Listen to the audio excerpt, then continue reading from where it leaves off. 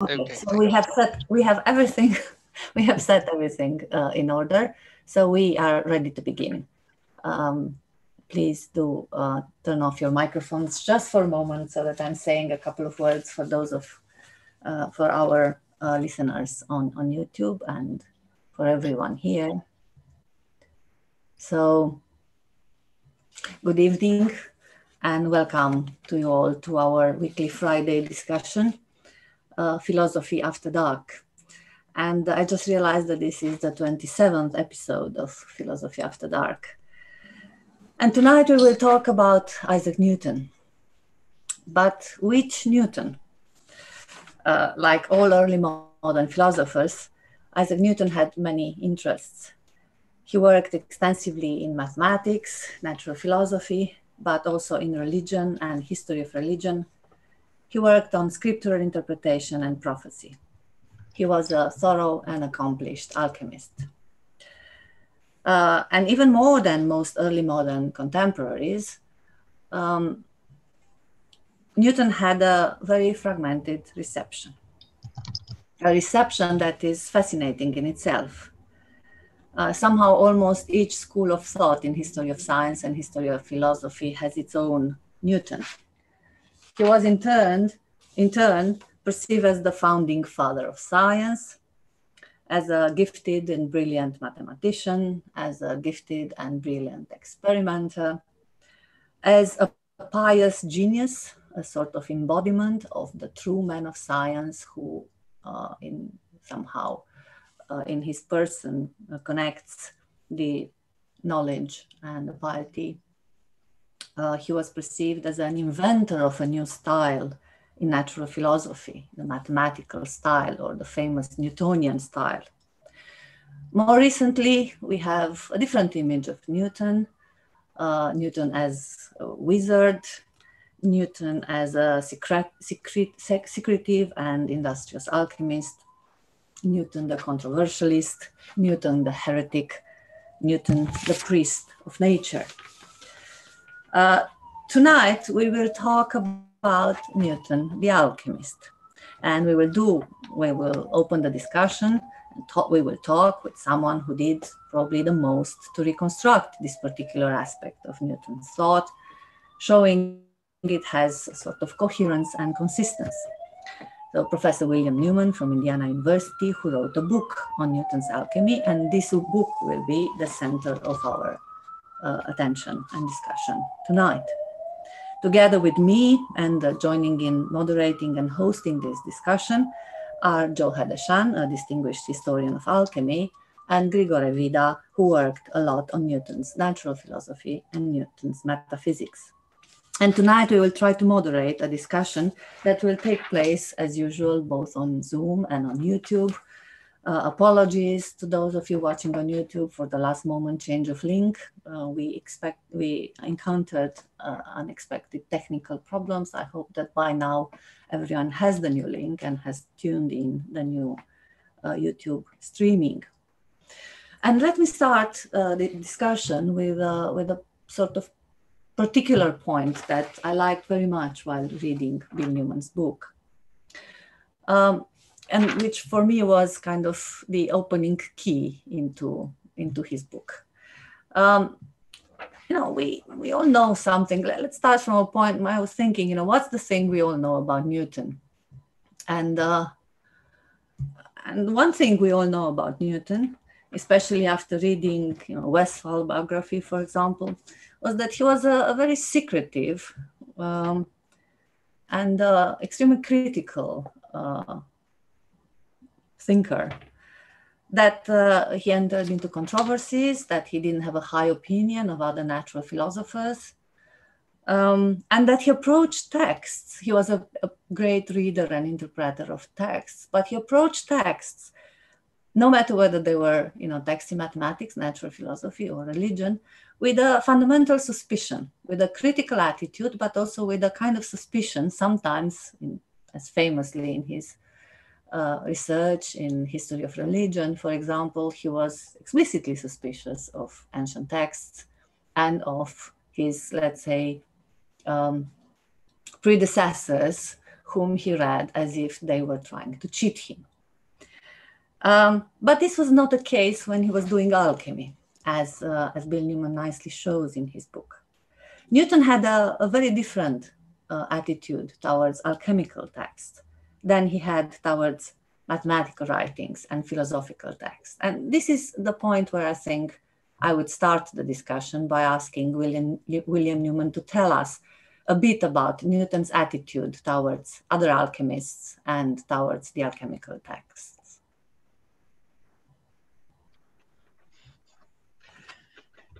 Yeah, well, it is one of the striking things about reading Newton's alchemical manuscripts is how little criticism there is of his sources. It's not too much to say that it's almost non-existent. There is one criticism of Van Helmont that I can think of in the corpus where Newton is complaining that he gets the periods of pendulums wrong, but it has nothing to do with alchemy, really. And then there is a criticism of the author of Manna, whom Newton says proceeds somewhat lamely, right? But what does that mean? I mean, that's ambiguous, isn't it? It could mean that the author of Manna is not sufficiently enthusiastic. I'm not really sure exactly what Newton means by that. And then there are a couple of other criticisms from his very early years of alchemists. He criticizes Irenaeus Philalethes early on, the marrow of alchemy.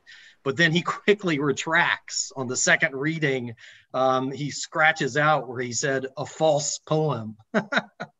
So it's really kind of remarkable. Newton was reading all of this material and as far as I could see, pretty much completely suspending his disbelief. And why was it so? Well, there are many possible explanations for that, but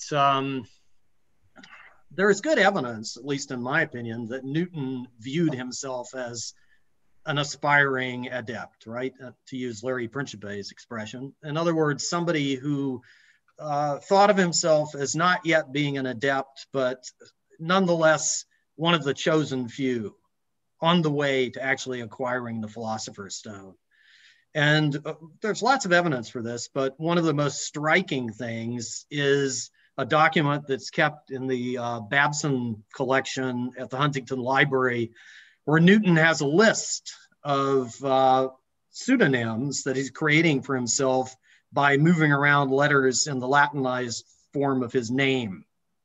So, I mean, it really looks as though he was creating a fictive personality for himself with its own, name, in the same way that, for example, Michael Sendivogius did and various other alchemists did. Newton had a sort of fictive alchemical persona, in other words, that I think he viewed as linking himself to this tradition of alchemical adepthood. So would you say that he was aspiring to become one, or was he, I mean, when you say basically that he wanted to become an adept, did he seek to become one, or did he become one? At what point would he think of himself as being an adept? I think that Newton viewed himself as a member of a kind of elite brotherhood, but just as when you become a plumber in the United States, you have to be a journeyman first. You have to work your way up through the guild. I think Newton thought of himself as being in training, right? But even to be in training required that you have been admitted into the preliminary course of study.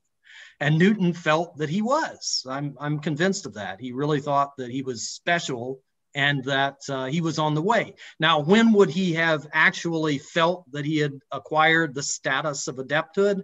Well, I don't think until he actually found the Philosopher's Stone, which obviously he never did. But he felt he was on the way. And you can see this in his laboratory notebooks.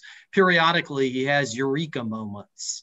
The eureka moments are moments where he discovers a particular reagent or chemical or process that he thinks is going to lead him to the Philosopher's Stone. But he was never so self-deluded as to think that he actually got there. Nonetheless, the very fact that he got as far as he did get was a signal to him that he was on the way. Sorry, I was just wanted to ask a bit, because in the book you are giving an interesting picture of these adepts. What does it mean? You are kind of explaining that there is something special about being an adept in the 17th century. Can you give us this picture here? Yes, well, Newton was reading, of course, alchemical treatises that discuss what is involved in being an adept. And one of these is the Introitus Apertus of Irenaeus Philalethes, which is also called Secrets Revealed in its English translation. And Philalethes gives a rather colorful account of what it is to be an adept. Basically, it's kind of like being master of the universe, except that you can't tell anybody about it, because as soon as you do, the dishonest and rapacious tyrants of Europe will grab you and torture you and try to extract the alchemical secret out of you. Or if not, the rulers, then, common brigands and thieves and so forth will, as Philalethes put it, strangle you in your bed. So to be an adept was to be an extremely lonely person, and really to have almost no personal communication with anyone, at least of a type that actually revealed who you were, right? So in a way, it's quite suitable for Newton's personality, because he obviously did consider himself to be very special, and he's an extremely, I think, cagey person. And in many respects, I think he viewed himself as being, something like an adept, even if you don't consider the fact of his, personal laboratory notebooks and so forth. Well, can we talk a little bit about how Newton's alchemy changed over time? That is a very important aspect that comes out of your book. Can you give us a sense of how his alchemical approach evolved from his early years to the last manuscripts that we have? Yeah, from his earliest years. Well, that's kind of a vexed point. We know that he was reading books of secrets as an adolescent. John Bates' Secrets of Nature and Art, obviously, is a good example. But there's also, there's a period where it's kind of difficult to determine, what Newton was thinking. And that is, say the early 1660s up till, say, the mid 1660s. And it's sometime during this period that I think that he really did develop his interest, and he got hold of an anonymous chemical dictionary that then formed the basis of the chemical dictionaries that people like Westphal and Dobbs talk about. And what's interesting is that his interest, to judge by the documents, was originally completely practical. He was trying to do at a higher level the same kind of things that Bate talks about in his work on essentially things like making mechanical marvels and making fireworks and this sort of thing. I think Newton also, even from the earliest stages, was interested in performing marvels. So then if you proceed down the path of Newton's writings, you see him becoming more and more engaged in chrysopoetic or crusopoetic literature, actually describing the making of the Philosopher's Stone. But the practical element of this remains, right? For example, there's a very famous manuscript, Keynes 19 at King's College, which exists in the form of double columns, right? And in the left-hand side of it, you have passages from people like Michael Sendivogius and Despanier and a couple of other authors. And then in the right-hand column, you have Newton's explanation of these passages. And the explanations are entirely materialistic. He's just interested in decoding these guys for the purpose of practice. He really wants to be able to make the Philosopher's Stone. That's very clear. And what's the other thing that's clear about it is how he intended to do it early on, right? Like in Cain's 19, it's very easy to understand what Newton was trying to do. And he developed what I call the lead process, where he was using antimony ore, stibnite, as a means of, as he saw it, purifying lead. What he was actually doing was making, using lead to get a regulus of antimony. But nonetheless, he thought of himself as purifying the lead, and he thought that doing this was going to somehow release the mercury of the lead and the mercury of the antimony. And these two substances, according to Newton in this early interpretation, were what Sendivogius was looking for. And it's a very, in its own strange way, it's a very literal reading of Sendivogius, because Sendivogius says you only need two things, right? And Newton thinks he's identified those two things in the form of lead and stibnite. And then you see him reading other texts like Philalethes' Marrow of Alchemy, and suddenly realizing, hey, these guys are talking about more than two things, right? And so then you see an accretion, an agglomeration of more and more materials onto Newton's practice as time goes by. I mean, I could go on, but maybe it would be better to let somebody else ask a question. We have a lot of questions. So how about Stephen Lucas with a question that kind of continues our discussion here? Okay, Bill, I just wanted to ask, you mentioned that Newton was going about choosing a pseudonym. I don't think anyone would choose a pseudonym unless they were planning to go public with their ideas. And I completely accept your suggestion in the book that these manuscripts look like they're written solely for himself and that they're kind of private in that respect. But don't you think that suggests that he may have been thinking about publication at some stage? And in connection to that, one can see why he might have been reticent about broadcasting some of his religious opinions.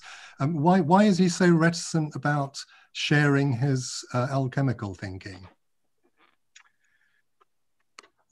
Well, I don't think that Newton was ever interested in print publication of his crusopoetic musings. I don't see any evidence for that, but it is certainly possible that he might have been trying to develop an alchemical pseudonym for the purpose of circulation of manuscripts. I mean, we know one of the surprising things I think that's come out of this research is the degree to which Newton was involved with other alchemists, right? I mean, William Wyworth, of course, Corin Figala's work had already pointed to the fact that Newton was collaborating with William Wyworth in the early 18th century. But I found yet more evidence of this in the form of the Royal Society manuscripts that were discovered a few years ago, where it appears that Newton was actually interviewing Wyworth, and we have an actual record of an oral interview with Wyworth. So I think that's rather interesting.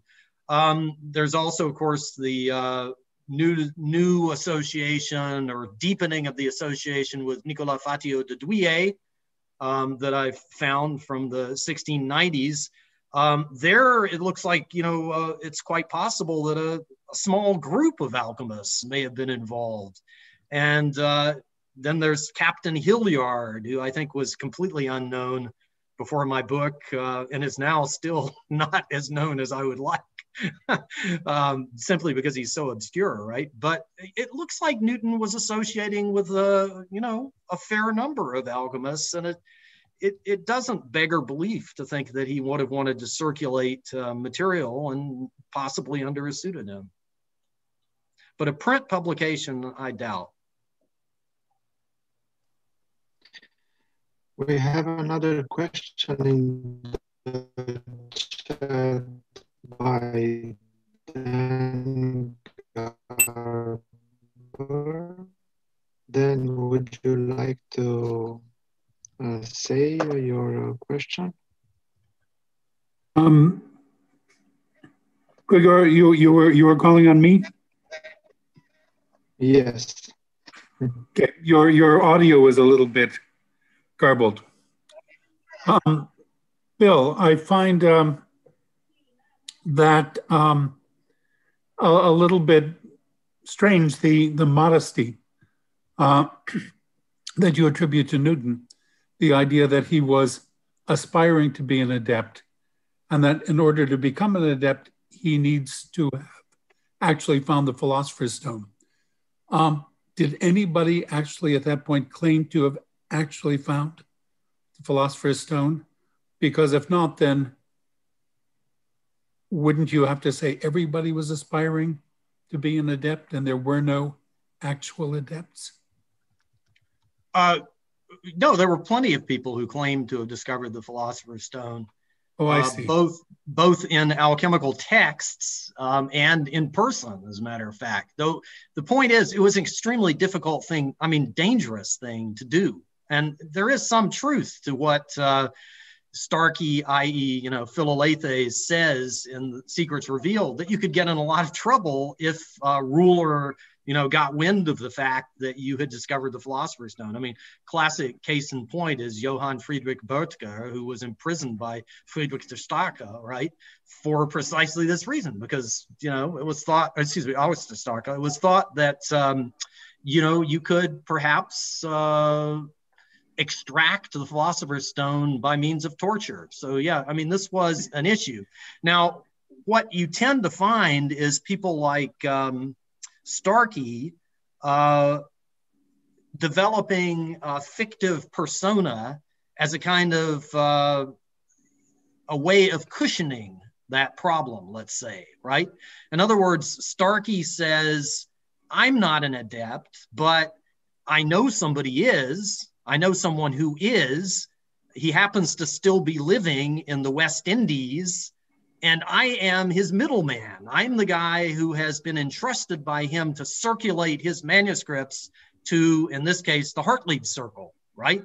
So you've got Starkey then creating an elevated position for himself as a distributor of secrets, but at the same time not claiming to have himself actually discovered or be in possession of the Philosopher's Stone. So there were plenty of alchemical treatises, and I think that helps to explain why these things typically were pseudonymous, right? Because there was this widespread belief that advertising your adepthood would get you in trouble. Yeah, if you knew how to transform base metals into gold, somebody would inevitably ask you to do it, and probably probably not in a friendly way. But what that means, though, is that Newton. It sounds like Newton genuinely believed that people had actually done it. Oh yes. No, I think there's absolutely no question. And he was looking for. Yeah. Thank you. Yeah, on that same topic, before we pass, there is a manuscript where Newton is recording, he's making lists of different alchemical authors whom he views to be adepts, and beside their names, he's putting the dates at which he thinks they acquired the Philosopher's Stone. And this is in the same manuscript, by the way, or in a related manuscript to the one that I was talking about earlier, where he's actually coming up with alchemical pseudonyms. So, I'm tempted to say that Newton was making this list, trying to figure out when his turn would come. So he was optimistic. Really yeah. We have a question from Ted Hand. Ted?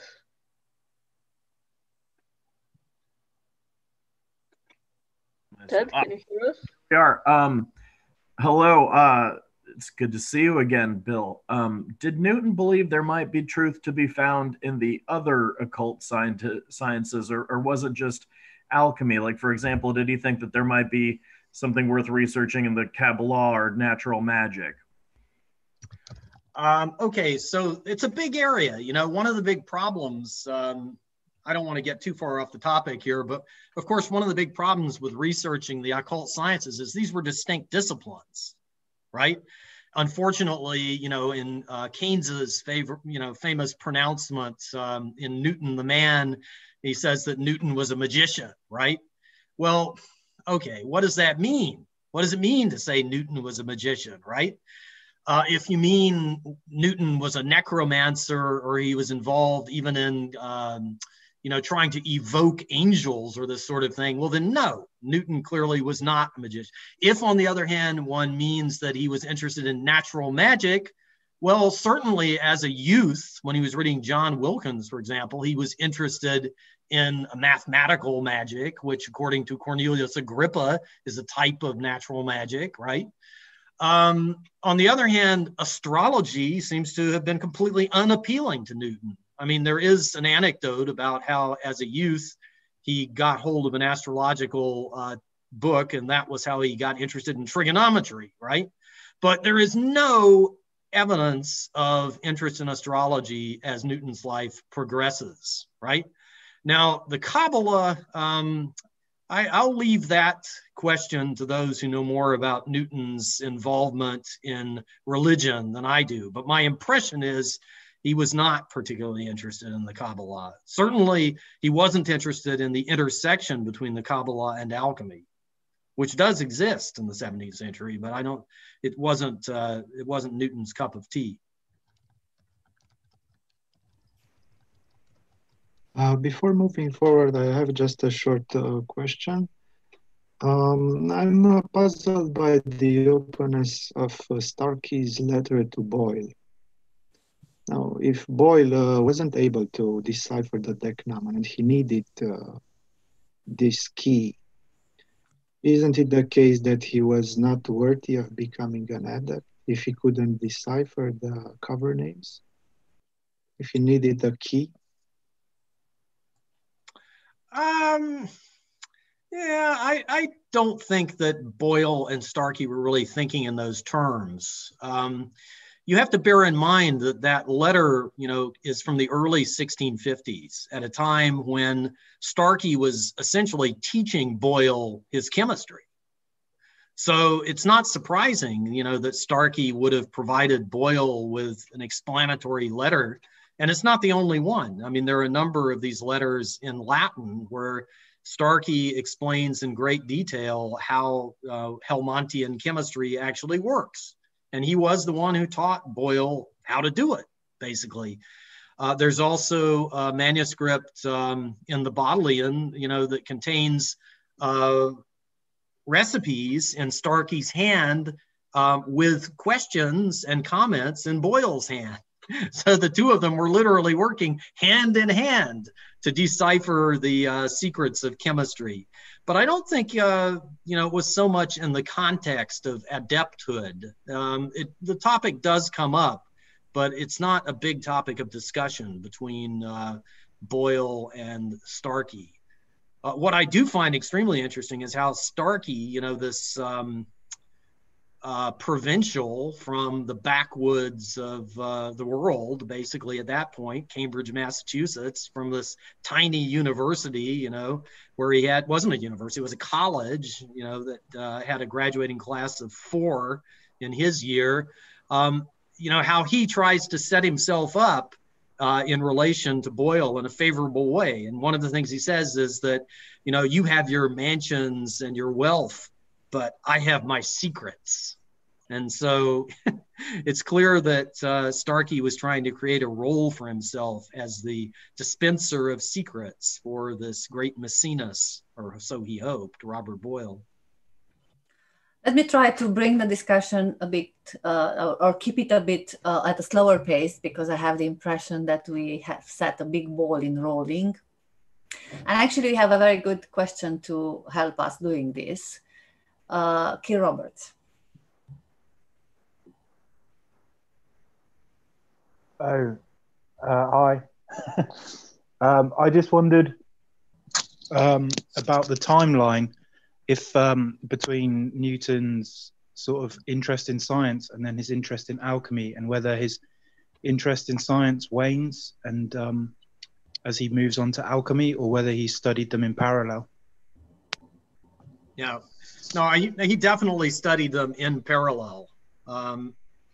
Yeah, I mean, in fact, his interest in alchemy was really getting seriously underway, around the period, say, between 1665 and 1669. And this is, of course, the period when he's, really beginning to make his great scientific discoveries. So they're definitely in parallel. When he moves to London, right, taking charge of the Royal Mint in the last decade of the 17th century, you see him stop doing active experimentation in alchemy. But again, this is in parallel with what he's doing with science more generally. He simply, didn't have time to continue doing experimentation actively. So what he did is he farmed it out to other people. In the case of alchemy, he farmed it out to this William Wyworth and possibly others in London. And in the case of his more mainstream, science, he farmed it out to people like Francis Hawksby and so forth. So this, again, it's very, very closely in parallel, I would say.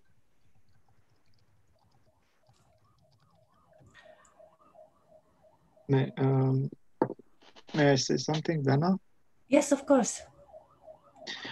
So there is this big issue about the unity of Newton's thought and the compartmentalization of his activities.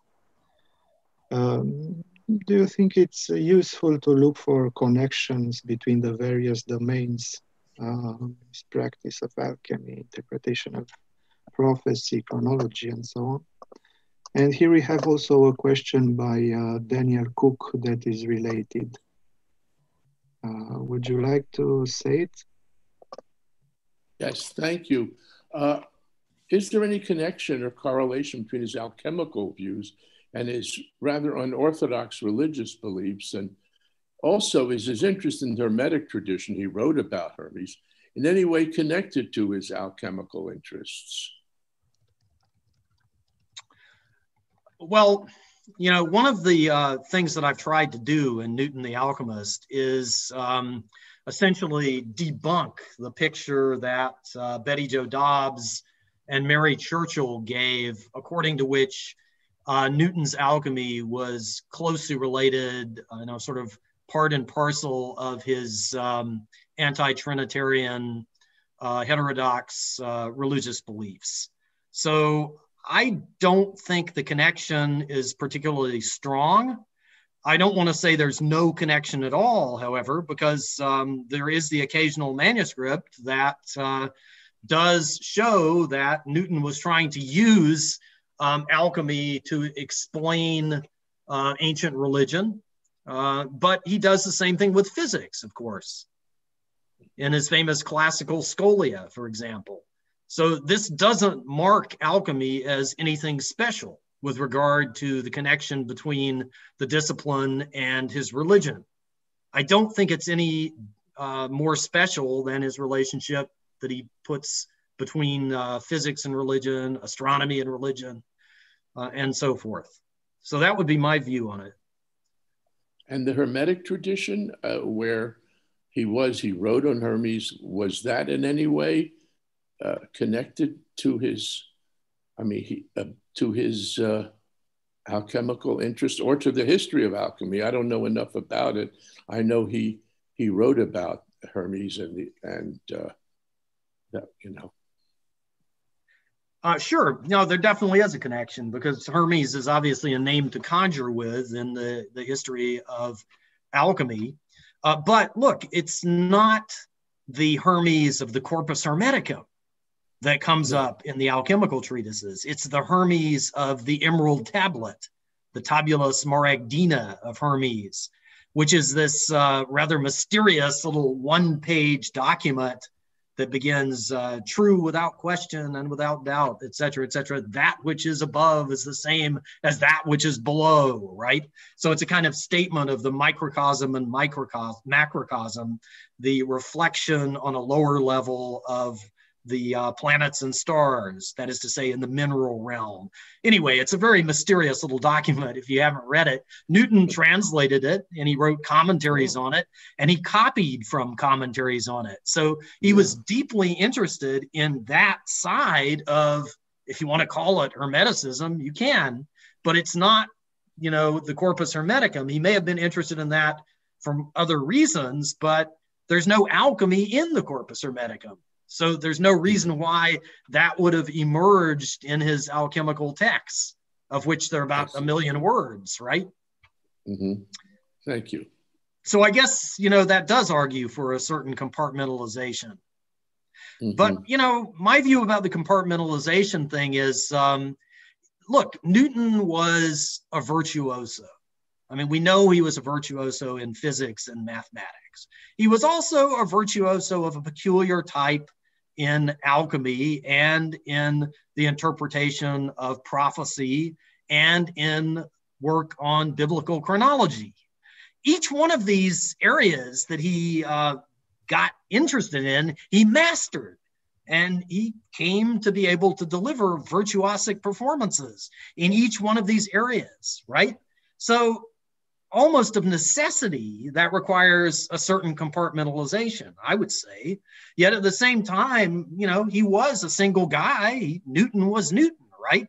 So at some, higher level, some sort of meta level, if you like, Newton may very well have seen connections among these different disciplines. Yeah. And in fact, we know that he did in the case of alchemy and optics. I mean, I think at least it's very clear that Newton was using the work of Robert Boyle, which had been, written in a chemical context, and applying it to light, right? So yeah, there is bleed through, and I'm sure you can find it in many areas. But the problem is that people like Dobbs and Churchill wanted to view alchemy as kind of the master key behind all of Newton's different pursuits. And I think I've shown in this book that that does not work. Thank you. Well, can we take a question from YouTube, actually? And this is from a PhD student in Montpellier who is actually studying Newton and alchemy, a problematic paradigm. And he doesn't actually have access to a microphone and a video. So he's asking the question on Facebook, and he's asking, can we suppose that Newton's desire to prove himself he's a chosen one in alchemy has something to do with the anguish of predestination in Protestant theology?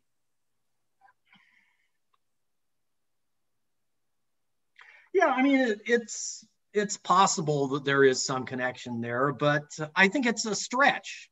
And my basic reason for saying that is because he didn't need Protestant predestination to talk about adepthood. All he had to do was to turn to the alchemical texts themselves, which we know he did.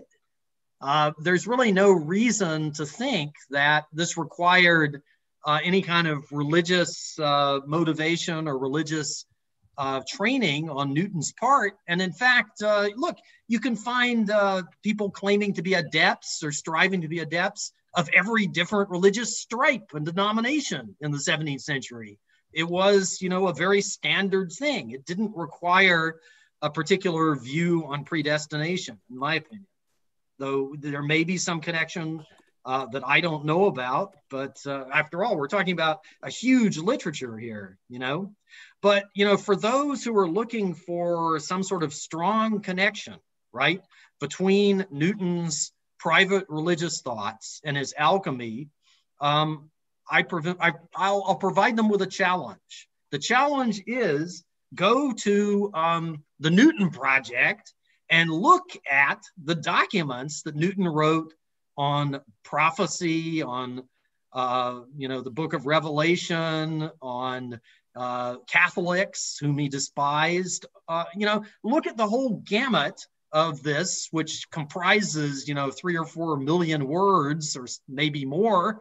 And I won't say I dare you, but nonetheless, I challenge you to find references to alchemy in that material, with the exception of one of the Babson manuscripts that I already alluded to, that has a kind of table where Newton puts the 7 planets and the 4 elements and the quintessence into line with the 12 gods of the ancient religions. With the exception of that, there's almost nothing. wouldn't you think if Newton were really interested in drawing a deep connection between alchemy and religion, that he would have done it, particularly in his religious writings? Right. The plan was to go to look into Newton's sources, but since you dared us, and since there are some questions on religion, Gary. Uh-oh.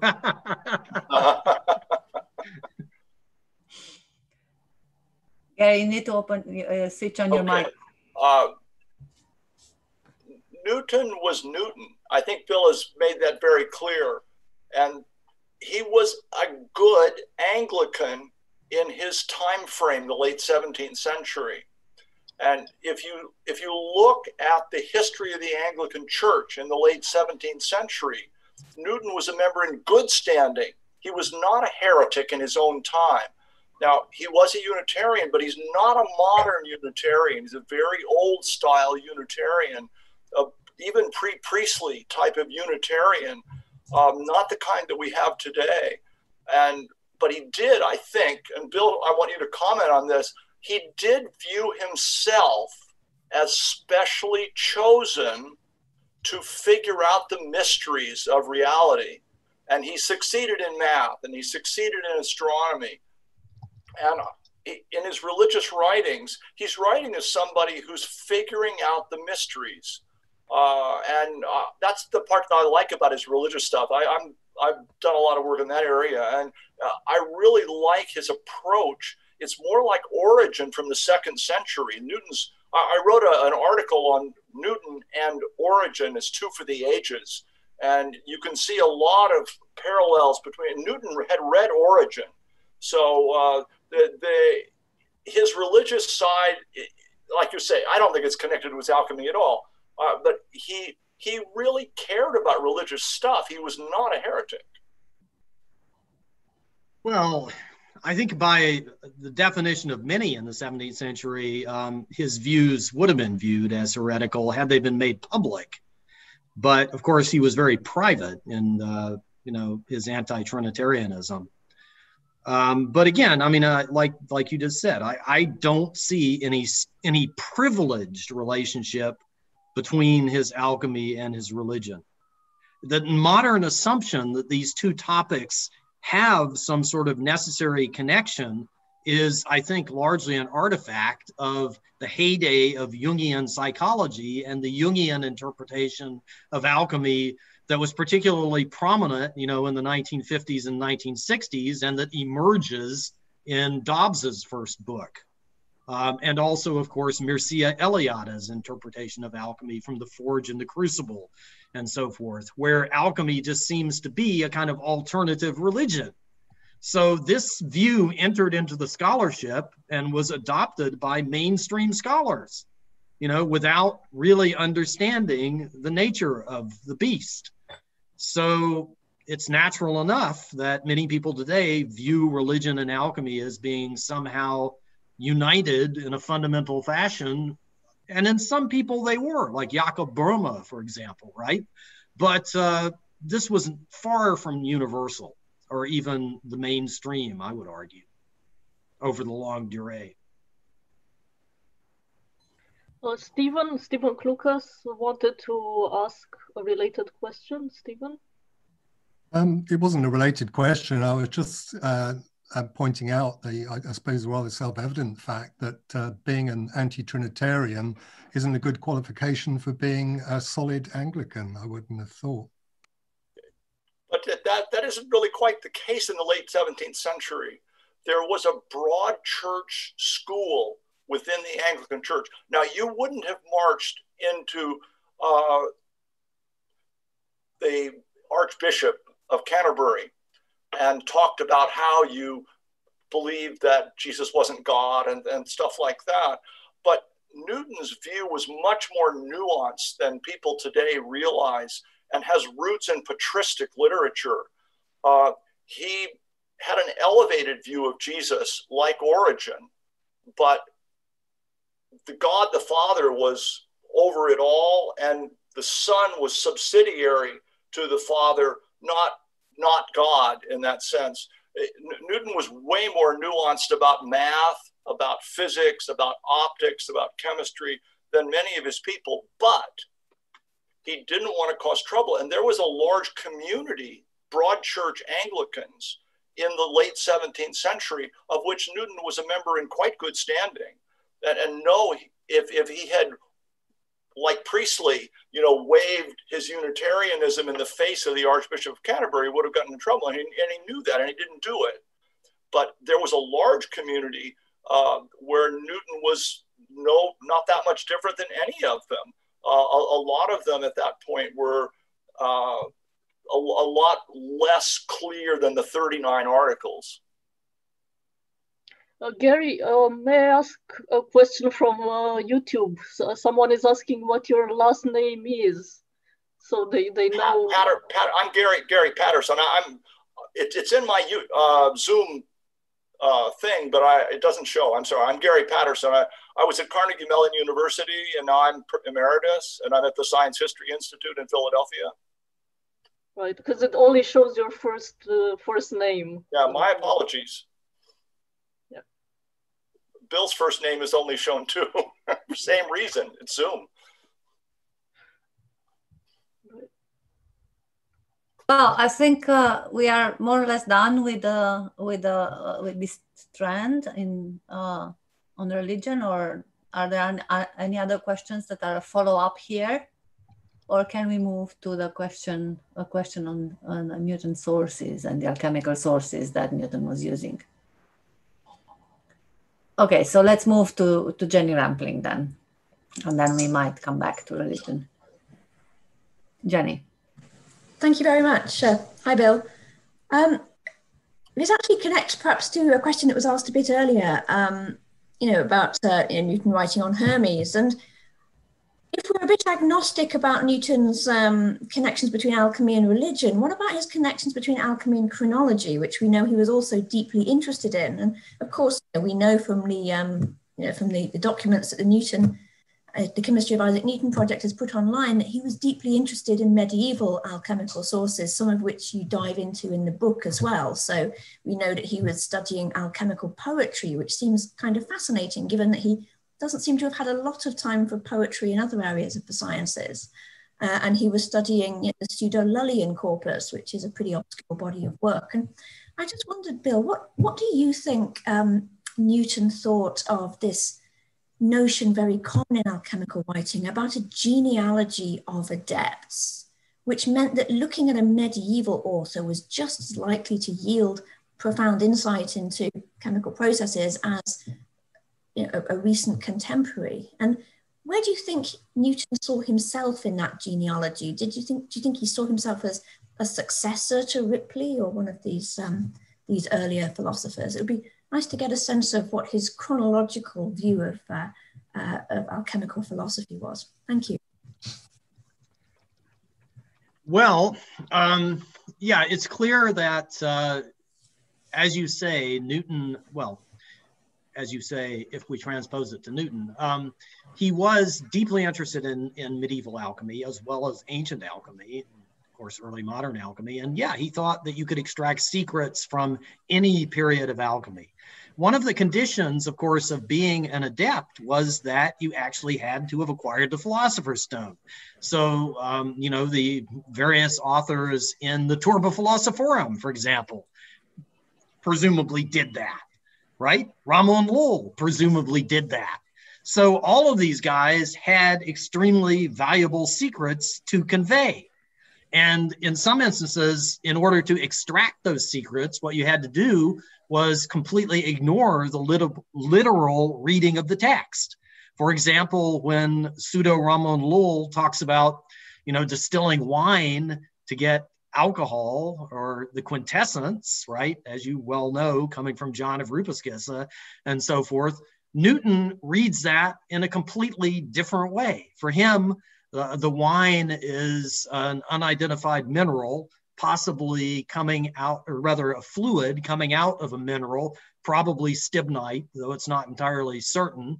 And the fact that you purified according to the artisanal practice of making spiritus vitae, the way that you purified it was by recombining the alcohol that you distilled off with the tartar that was left behind after it had been burned up to give you salt of tartar. That was really a beautiful sort of analogy for alchemy, because, of course, one of the very old pieces of advice that adepts like to give was that you shouldn't add anything to the original ingredients. You should just start with the simplest possible ingredient and work out from that, right? So this business of distilling alcohol out of wine became a marvelous, in Newton's mind, metaphor for a process involving minerals. So that's a rather long-winded answer. Sorry about that. But my point is that, yeah, he thought that pseudo Ramon Lull, writing, in the early 14th century, had as much to offer as, let's say Edmund Dickinson writing, in the second half of the 17th century. And similarly, if you go back in time to Geber or, like I said, the Turba Philosophorum or Zosimos, all of these guys had important secrets to reveal. Now, one of the things that's interesting is that the claim has been made, I think by Westphal and some others, that Newton thought all alchemists were saying the same thing. But actually, he wasn't. He was saying that they were conveying different parts of a master process that involved, just an incredible number of stages.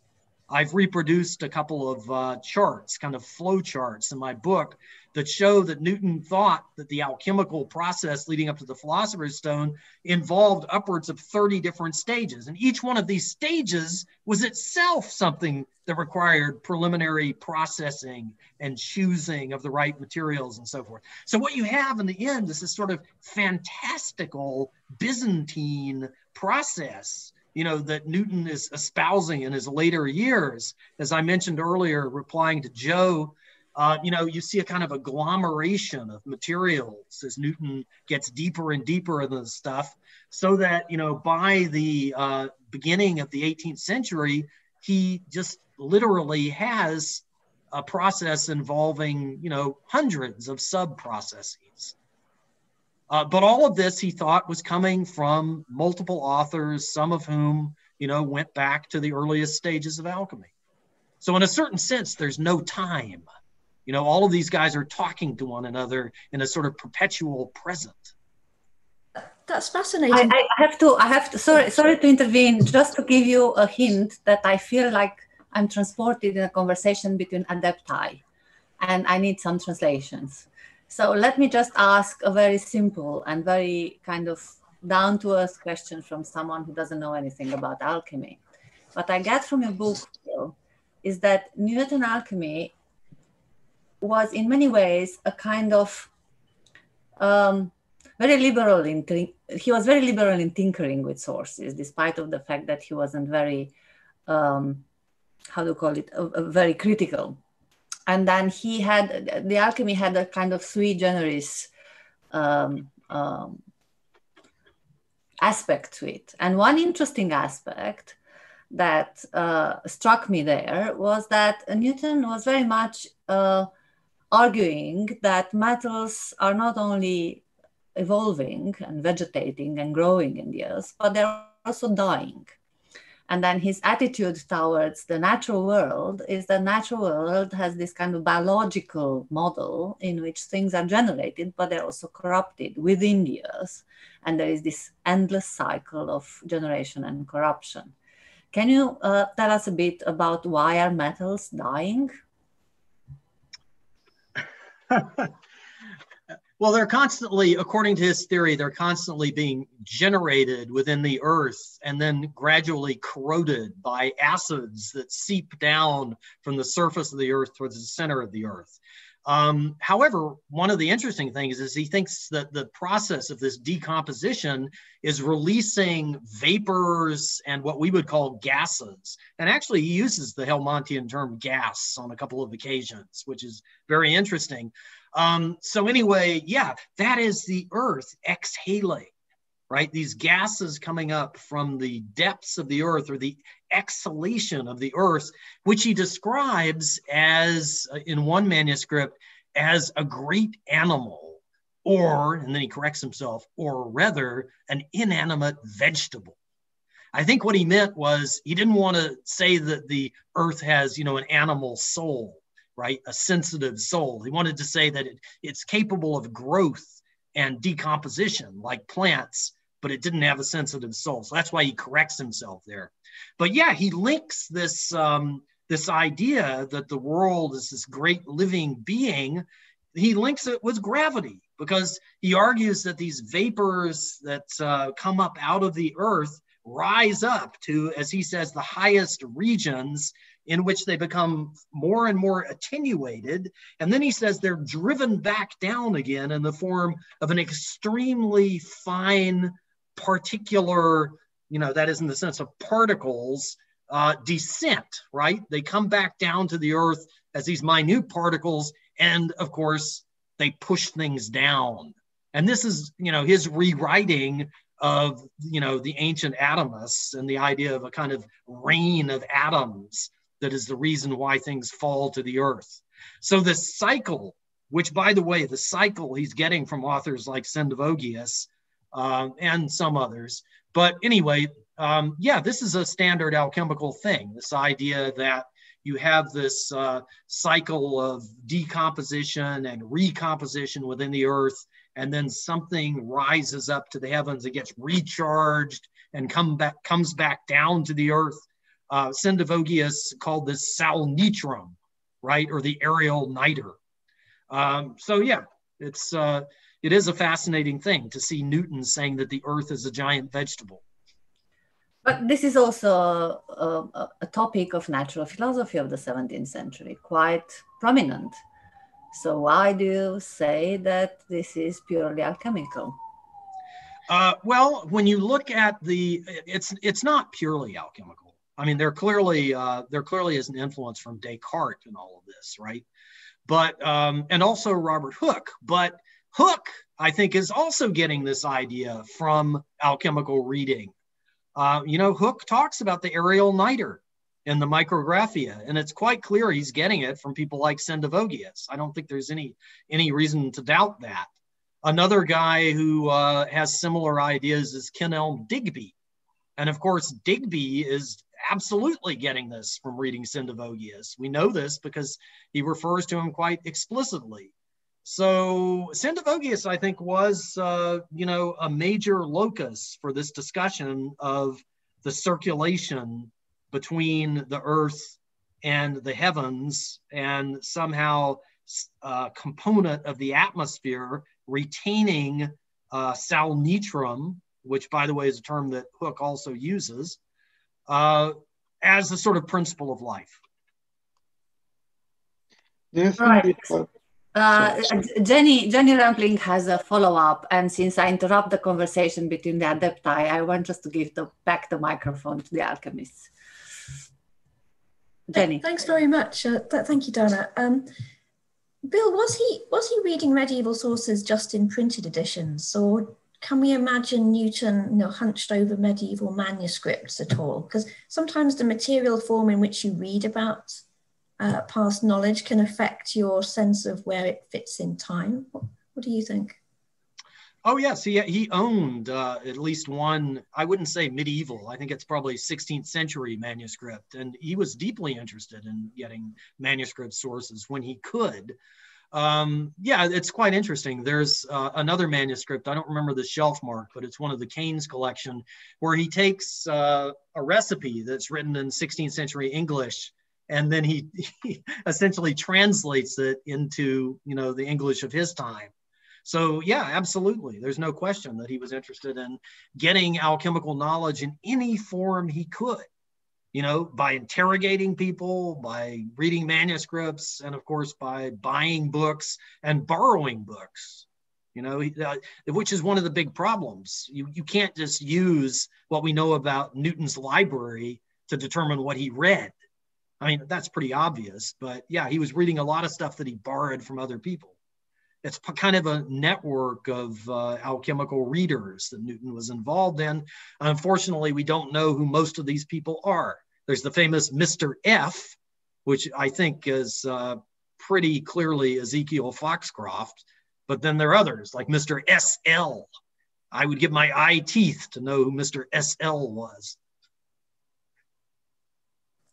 If I find SL in a manuscript, I'll let you know. Yes, don't try to claim my teeth, please. We still have a lot of questions coming in, so I will go to Christopher Harm next. Christopher?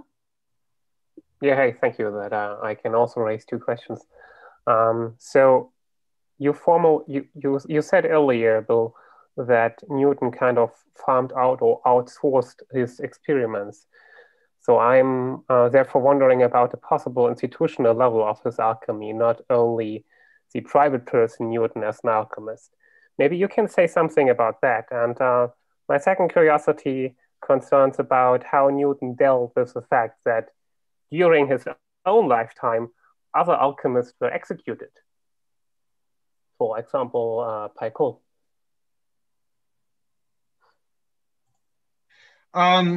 Yeah, well, the first question hinges on what you mean by alchemy.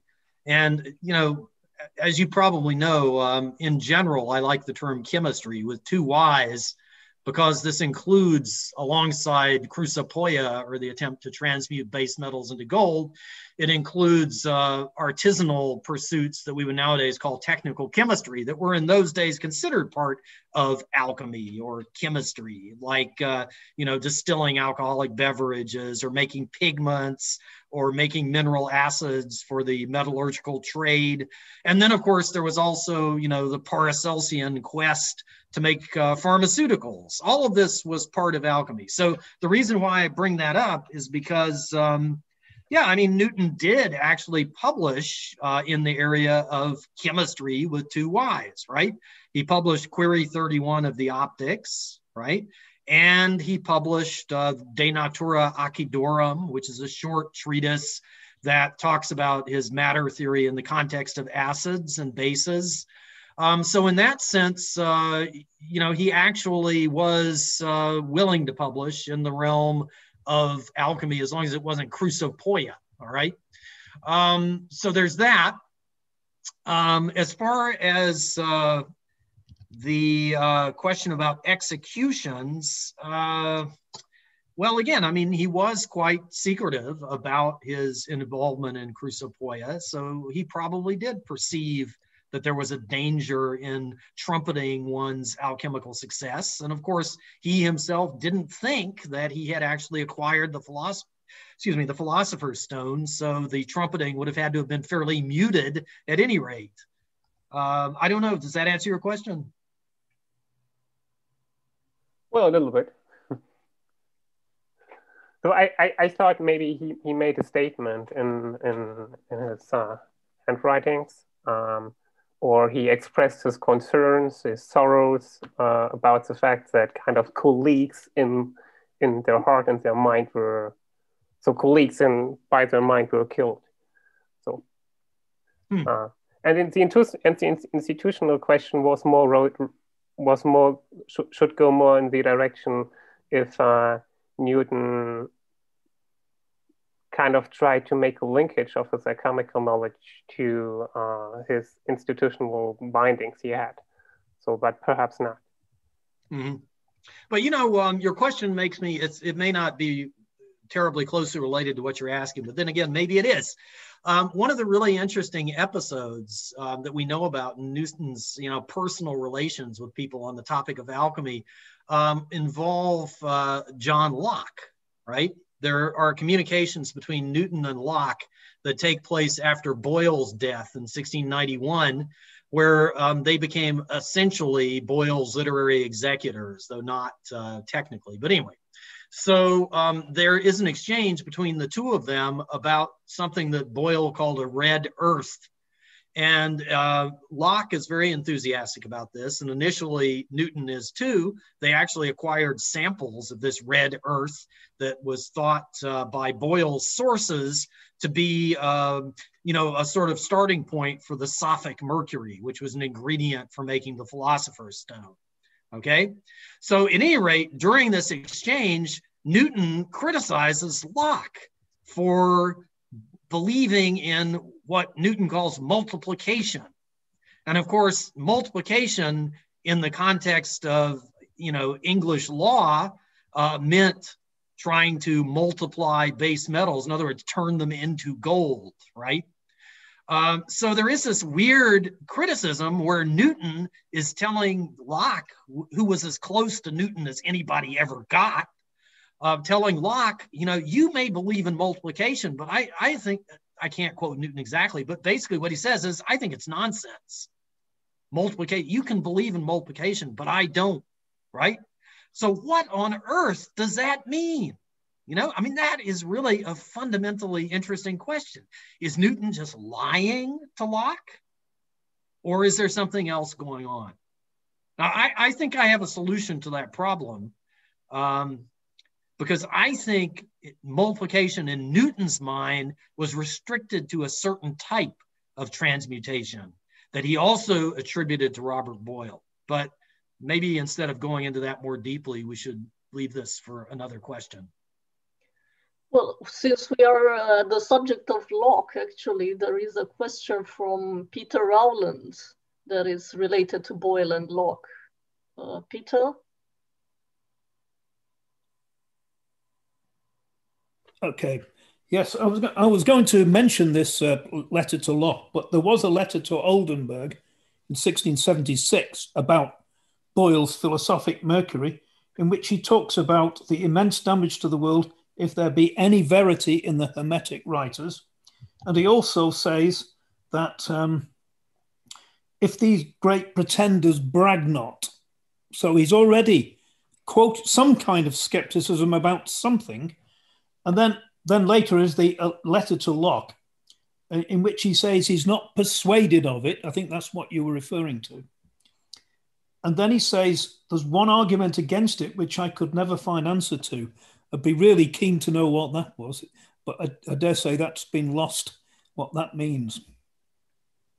Well, actually, I do speculate on what that means. And I'm glad you mentioned the communication with Oldenburg, because I actually think the two are related. What Newton says, you know, in his communication with Oldenburg, what he's complaining about is Boyle's treatise on the incalescence of gold. And Boyle essentially was using Starkey's Sophic mercury, you know, to dissolve gold, upon which the gold grew hot, sensibly hot in his hand, right?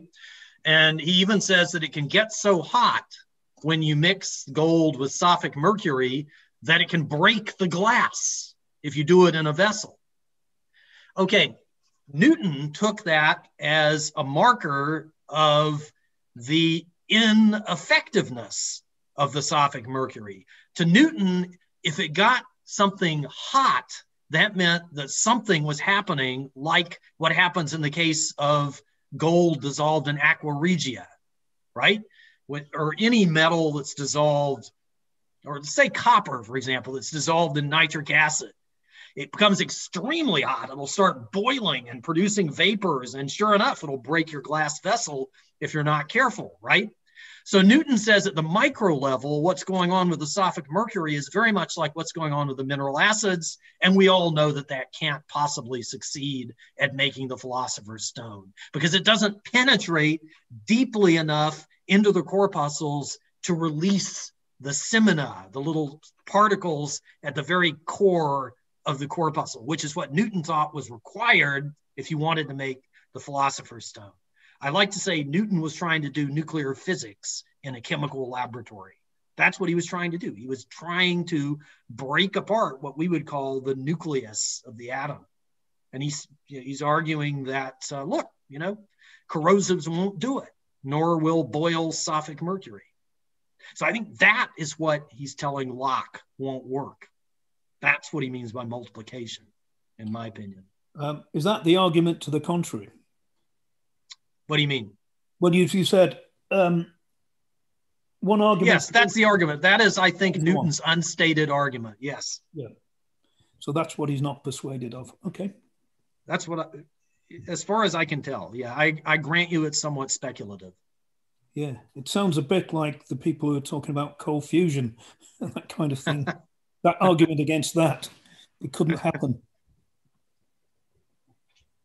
If I can bring you back to classical physics a moment from nuclear physics, we have a number of questions. We actually have two strands of questions relating to the connection between Newton's alchemy and his natural philosophy. And let me try to take, so the two strands are regarding vitalism and attraction. And I would like to take David Marshall Miller question here. David is unfortunately on YouTube, cannot be with us here, but he wrote a question on YouTube. So David Marshall Miller is asking whether, Bill, can you speak of the significance of magnetism, maybe a sort of magnetism a la Gilbert in Newton's alchemy? Is there perhaps a conceptual connection to gravity? Yeah, that's a complicated question. Well, of course, most of these questions are ultimately complicated, but it's true that if you look at alchemical authors, again, I think of Sendivogius, they sometimes talk about magnets in an extended sense, meaning materials that can attract the vital principle from the atmosphere, the salnitrum, or attract something else from the atmosphere. So sometimes the term magnet acquires this sort of semi-metaphorical usage among alchemists. And you do find Newton using it that way. For example, in his early alchemical Theoricae, where he talks about on vegetation, right, from probably the first half of the 1670s. But look, we know that Newton, as far as anybody can tell, believed in alchemy till his death day, right? And yet we find him in the optics very clearly distinguishing between magnetism and what he calls the active principle behind fermentation, by which he means at that point in his career, chemical reactions in general. So certainly by the time of Query 31, or even the 1706 Opticae, Newton is definitely distinguishing between magnetism and whatever the short-range attractive forces are that govern chemical reactions. So like I said, it's a complicated issue. I wanted to ask what do you make of Westphal's idea that this alchemical vitalism is a revolt against the mechanical philosophy? And I'm sorry, I'm having trouble understanding you. You're breaking up a little bit. Can you hear me now? It's telling me that your bandwidth is low. Just a second. Can you hear me now? Yes. Okay, so I wanted to ask what do you make of Westphal's idea that this alchemical vitalism is a revolt against the mechanical philosophy? And I see that Dan Garber has a related question, and maybe he would like to say it loud. Dan? Sure. I was sort of curious if you could say a little bit more about the vitalism with respect to metals, the idea of metals growing and decaying in the earth, in particular in relation to that, between that and the sort of more quasi-mechanistic picture that you get in the Principia. Of course, it's not mechanistic because, in the strict sense, because of the addition of the force of gravitation, though perhaps Newton did think that there was a mechanical explanation for that. But it certainly does seem to be very different, for example, from a Cartesian view of life, in which everything that goes on in the living body is explained by the same physical principles that explain, all of, for example, the celestial phenomena that Newton would be talking about in the Principia. How does he relate the kind of vitalism with respect, say, to metals, to this other domain, which seems to be more mechanical or mechanical plus force? Yeah, okay. So there are a couple of different questions there. I'll start with the question of Westphal's idea of the revolt against the mechanical philosophy. Yeah, I think there's something to that. I mean, certainly if you look at Newton's early student notebooks, certain philosophical questions, he's deeply engaged with Descartes. And, you can see he's already rebellious against Cartesianism, while at the same time, he's quite heavily influenced by it, right? So I think there is a constant dialectic between Newton and Descartes. I don't think anybody can deny that. I've got to say, though, that Westphal based that view, at least in the context of alchemy, he based it in part on an erroneous idea about how Newton got interested in alchemy in the first place. And essentially what Westphal thought was that Newton read Boyle's work and, was interested in the mechanical philosophy, and then extracted alchemical knowledge from Boyle, and that was the beginning of Newton's involvement in alchemy. So according to Westphal, then, there is this vexed relationship between the mechanical philosophy and alchemy from the beginning. I don't see it that way because, again, I found this chemical dictionary in the Sloan collection that predates Newton's knowledge of Boyle pretty clearly. So I think that Newton's interest in alchemy had a different origin that had nothing to do with the mechanical philosophy, which is at odds with what Westphal thinks. So there is that.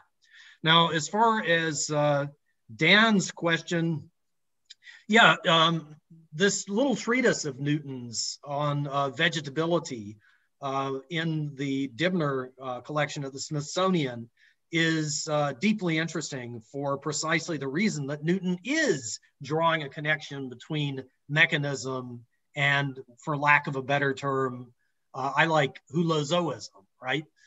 The idea that there are little sparks of light that are also the guiding force behind material interactions in natural processes.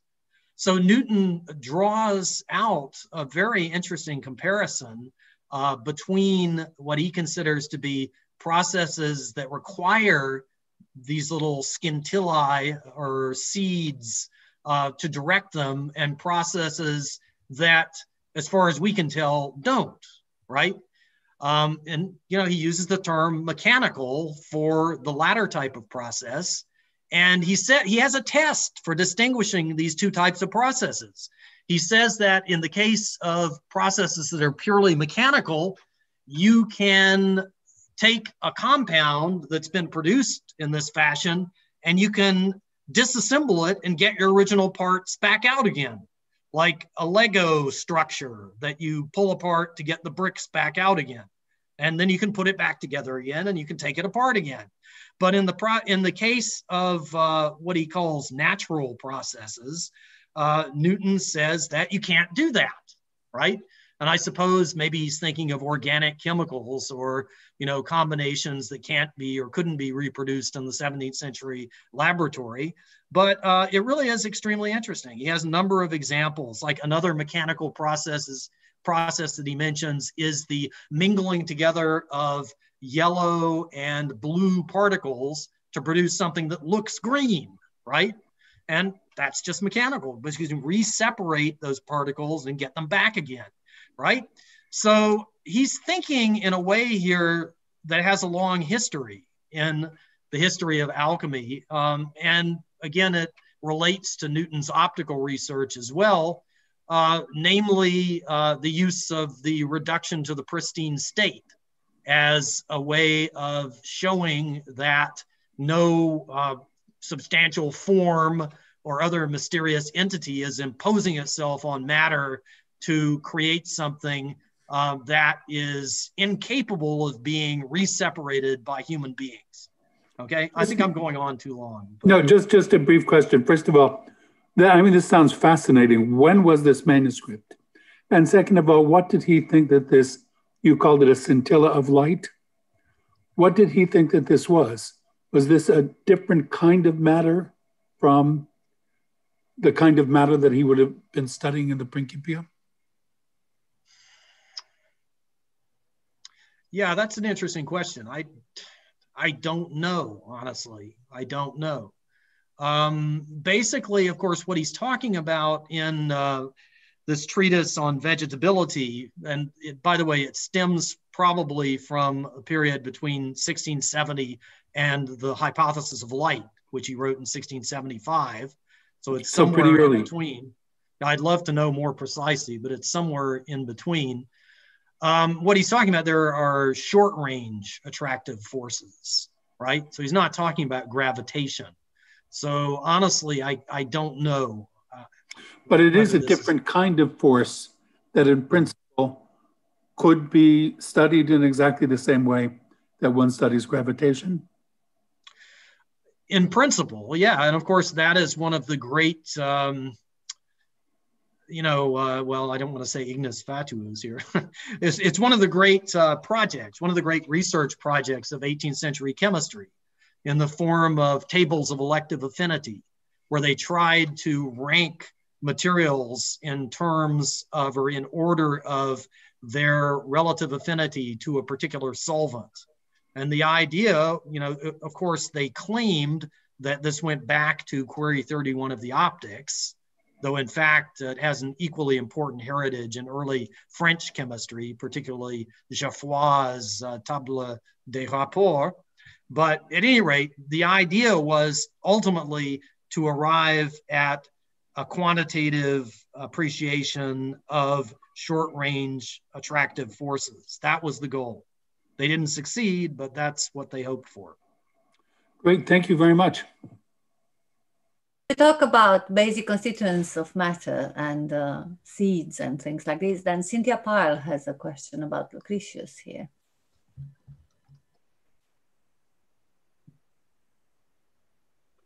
Cynthia, can you switch on the mic, please?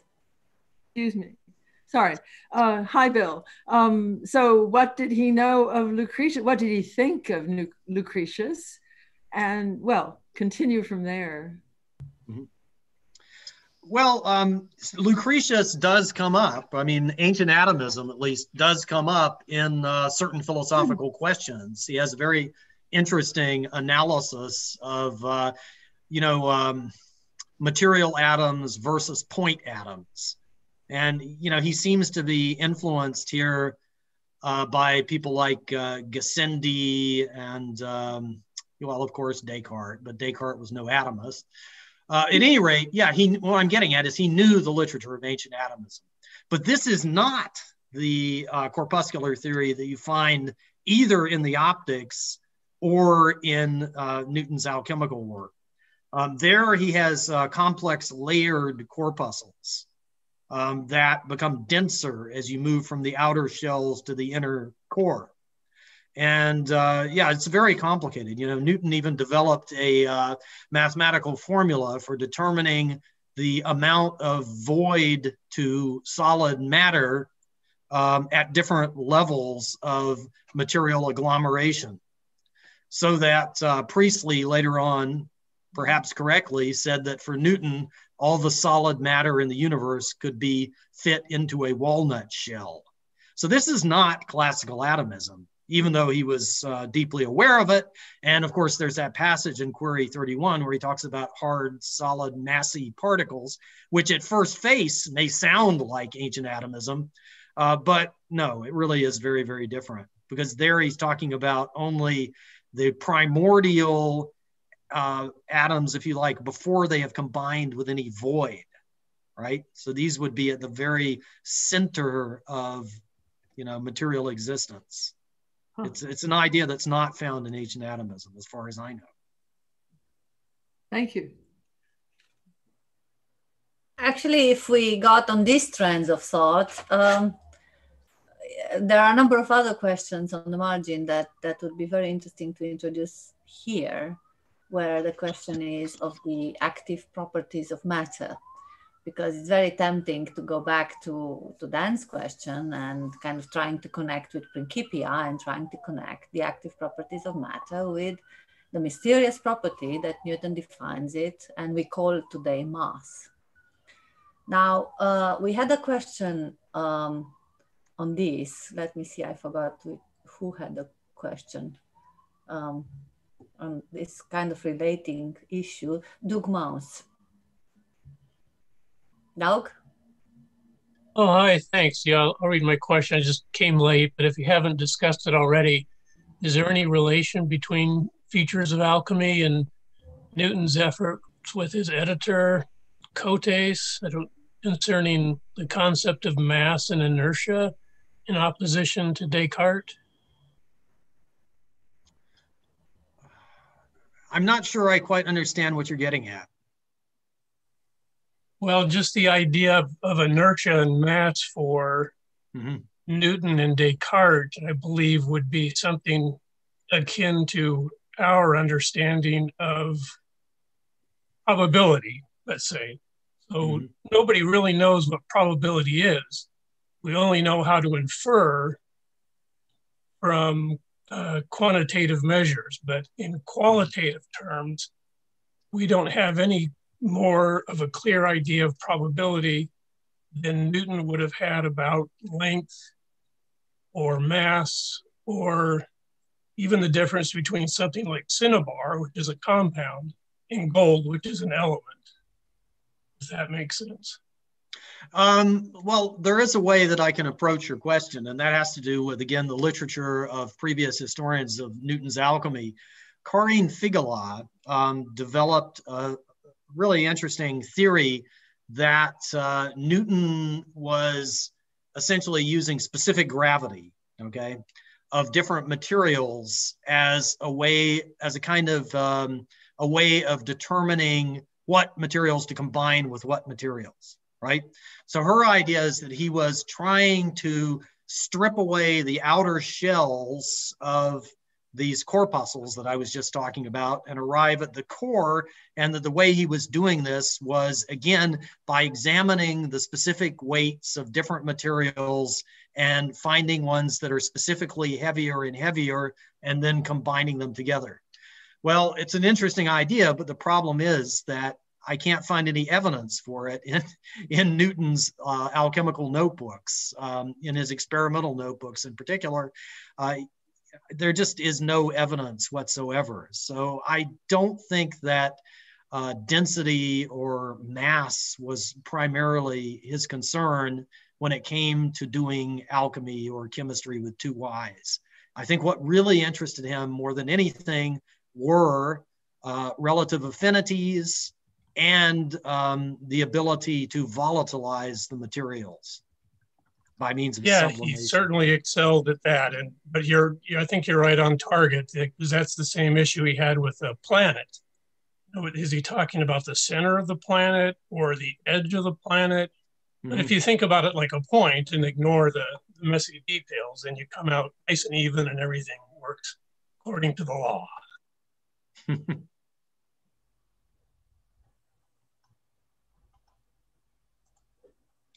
You're muted, Donna. Yes, sorry. Right, so we have a number of questions, and it's quite difficult to decide which one to take first, but let's just move on the same strain of thought that connects the active properties with the property of mass. And we have a question from Stephen Klukas. Yeah, Bill, I just wanted to ask, given what you were saying a moment ago about the criterion that Newton had for distinguishing mechanical from natural processes, and I wondered what views, if any, Newton had about the possibility of palingenesis.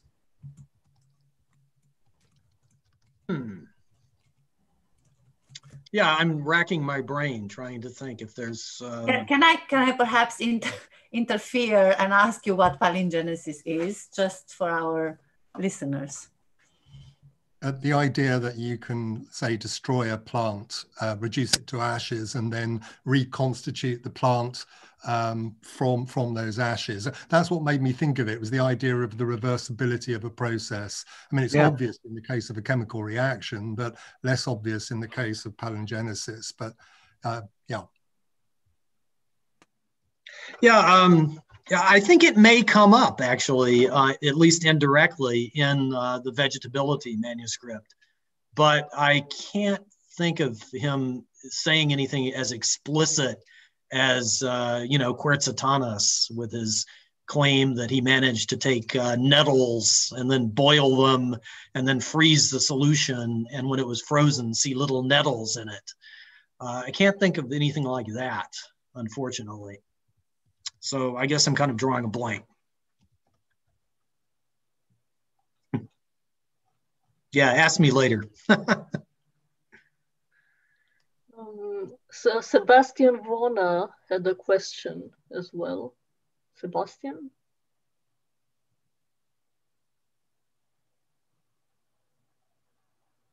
We can't hear you. Yes, sorry. I wanted to know if at some stage, because I do believe that a lot of investigation had been done due to the fact of you have to do something with your day. And there's like 24 hours. And my impression is that he was really clever, actually.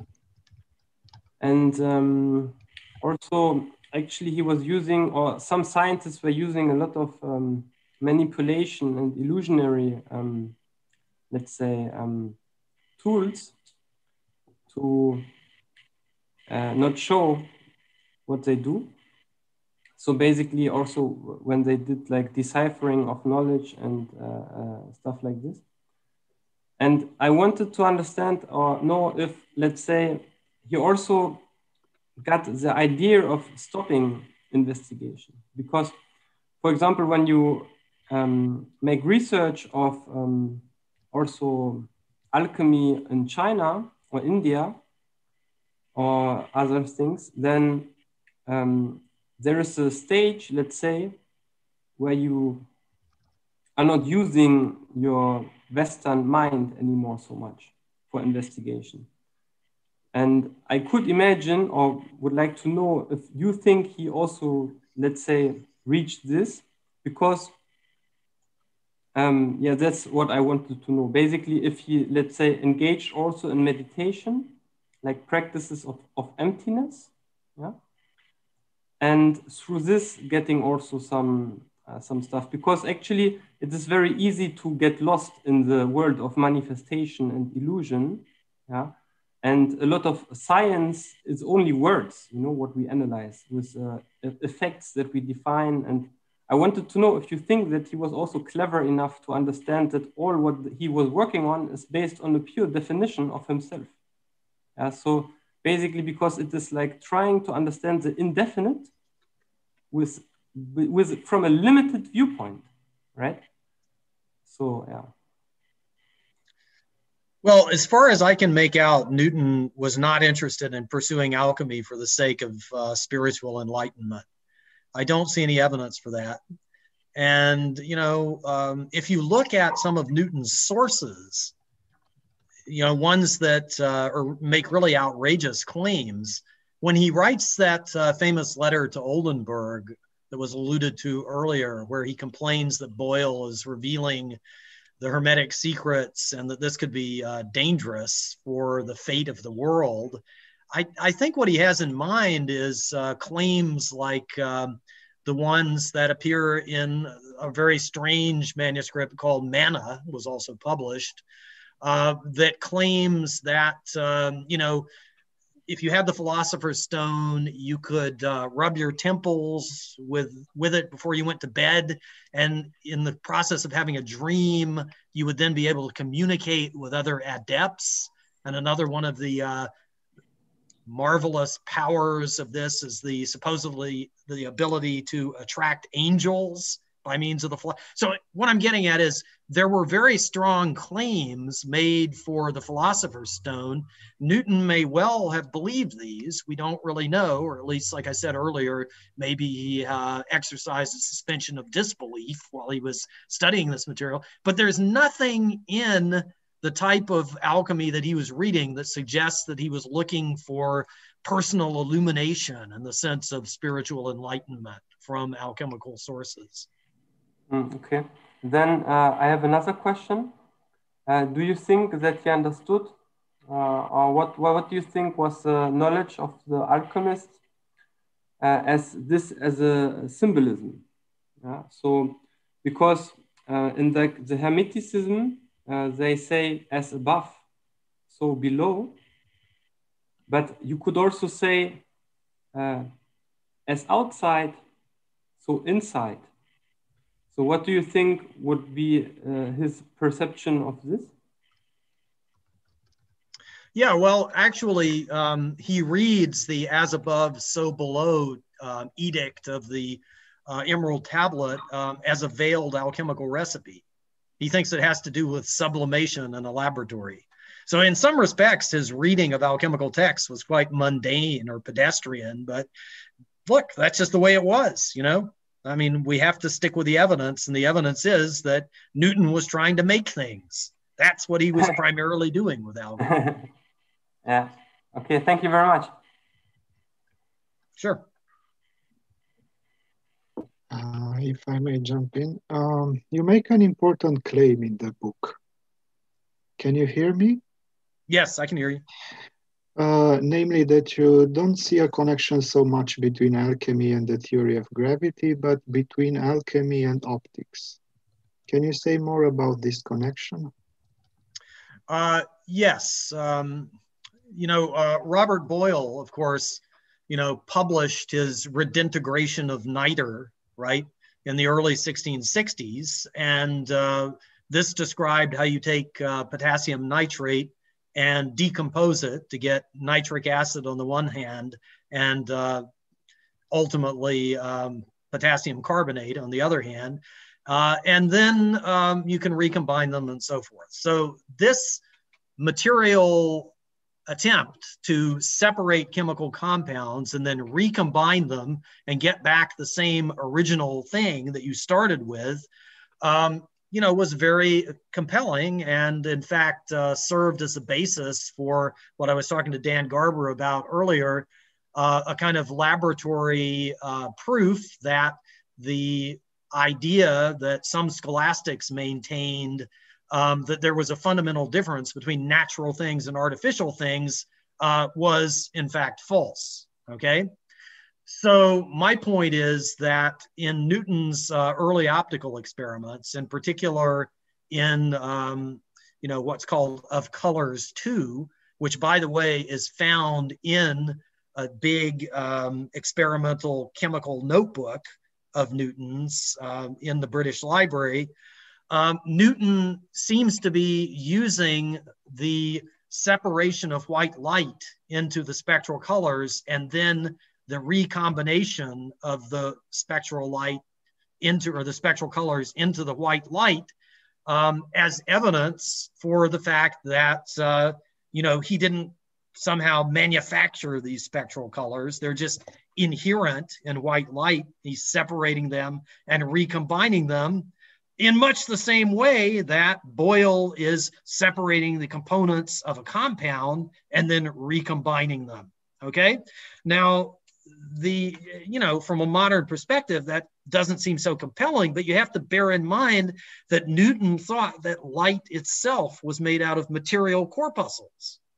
So when he separates light by means of a prism and then recombines it by means of lenses, he is really doing much the same thing as you're doing when you separate a chemical compound into its components and then recombine it.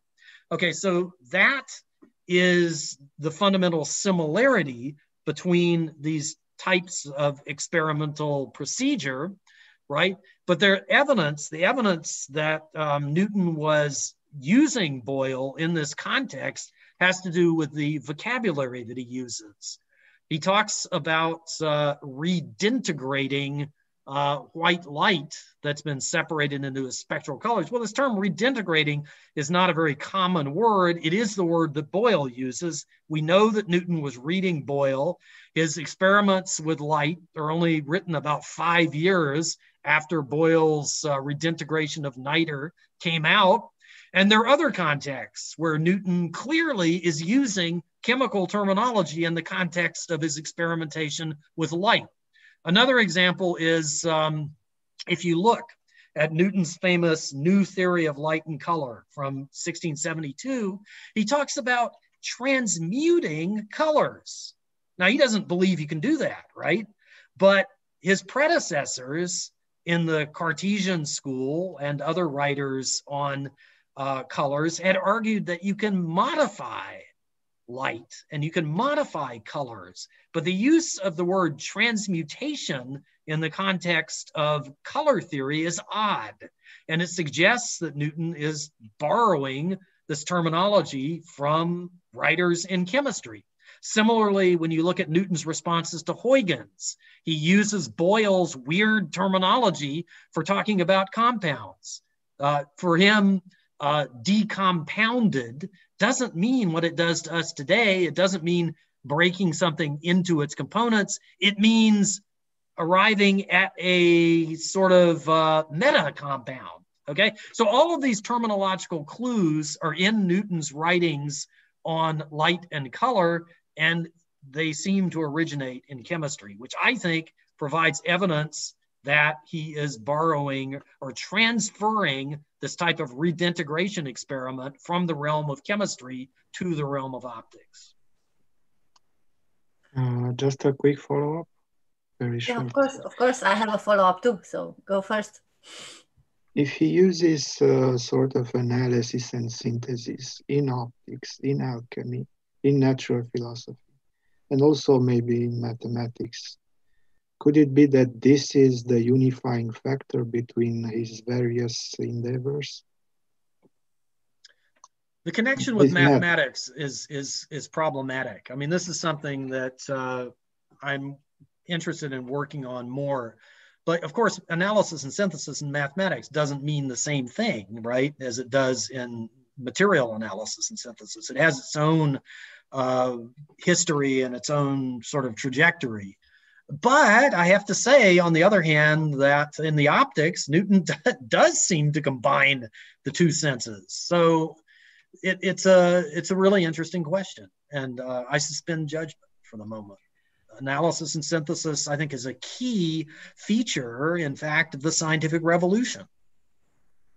And it looks to me like material analysis and synthesis used in a probative context may very well have originated in alchemy, because I have evidence that it was around already, you know, in the context of demonstration in the 13th century.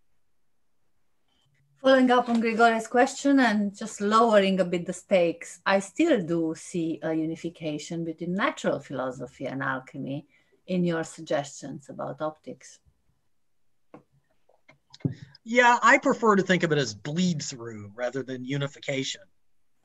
And part of the reason for that is because, look, I mean, natural philosophy in the early modern period, by and large, had a very specific sense. It meant natural philosophy as taught in the universities. And alchemy was not taught in universities, at least not until 1609, when Moritz of Hessen-Kassel founded the first chemical faculty, right? It was something extra university. And it still had a lot of that feeling throughout the 17th century, that it was something that if it had entered into the university, it was certainly not, you know, a central feature of university education, let's say. So I like to use the word bleed through instead of unification, right? Unification just carries too much baggage. I see. Okay, bleed through then. Yes, yes. Well, I do see that. I mean, very clearly. I mean, I argue for it. And also in the area of elective affinity, because I think the origins of elective affinity, you know, these affinity tables that I was talking about in the 18th century. Insofar as Newton was involved in elective affinity, I think the origins are clearly in his chemical and even crusopoetic writings. He's adapting material that he found in Philalethes and Syndivogius, and I think it's quite clear. Can I intervene here and draw the discussion a little bit back to alchemy and Newton's interpretation of it? I was wondering if you could explain an example of how Newton interpreted alchemy. For instance, how he understood the green lion to be and what the implications of his interpretations is.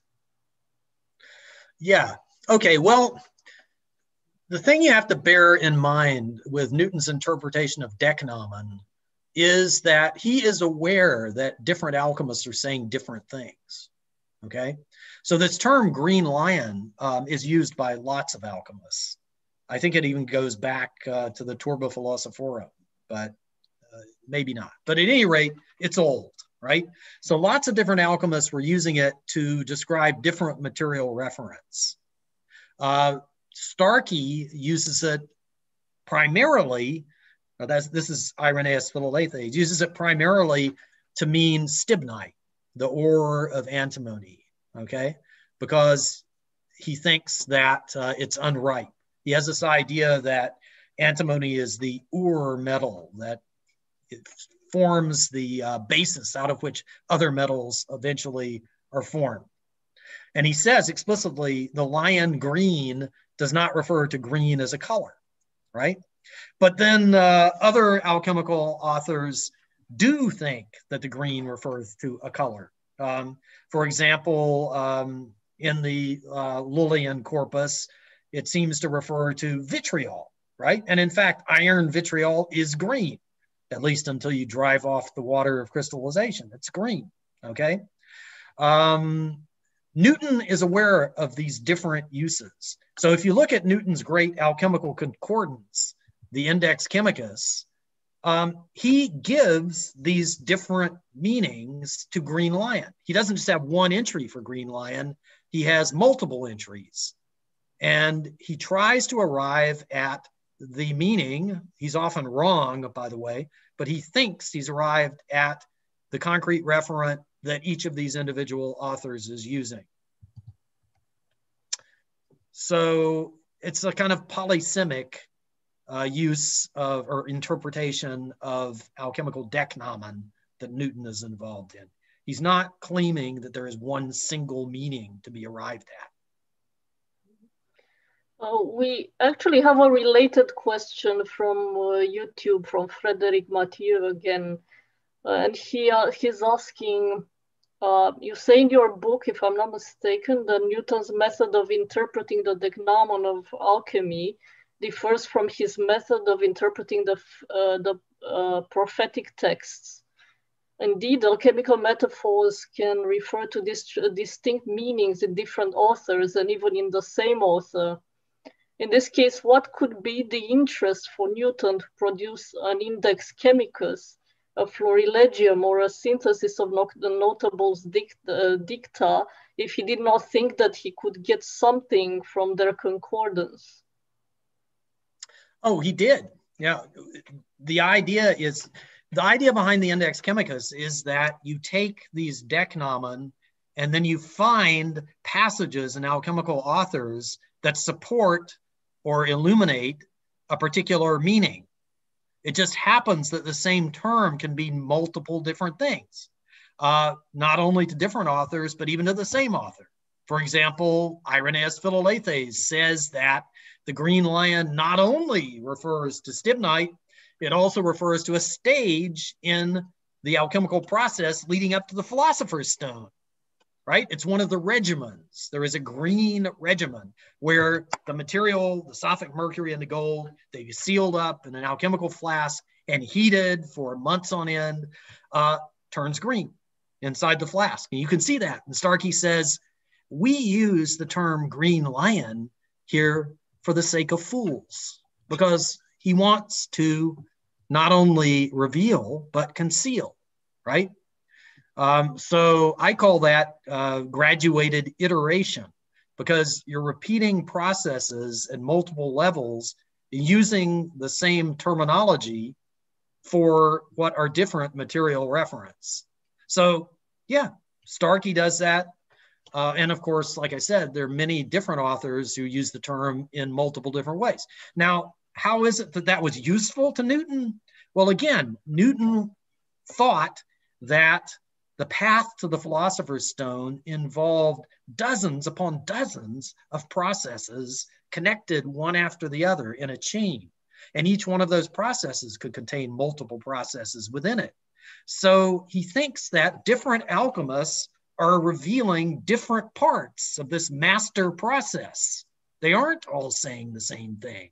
They're saying different things, but you need to know all those things in order to get at the Philosopher's Stone. So yeah, it was useful. At least he thought so. Yes, we had a question about Samuel Norton from Kerr Roberts, which is related. First of all, Kerr, if you could say who Samuel Norton is, that would be helpful. Yeah, sure.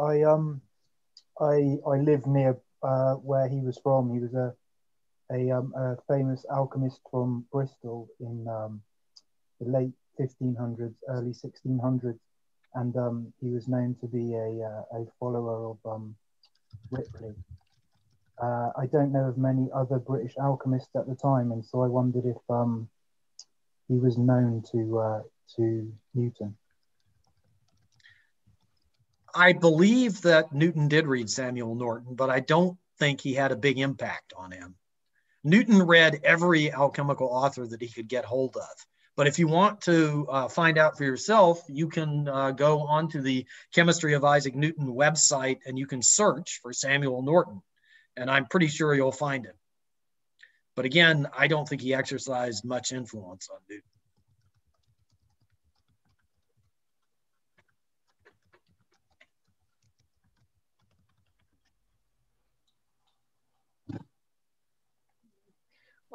How about the question from Ted Hand about angels? I think that was the outstanding question from our chat, and about the angelical stone of Ashmole. Yeah.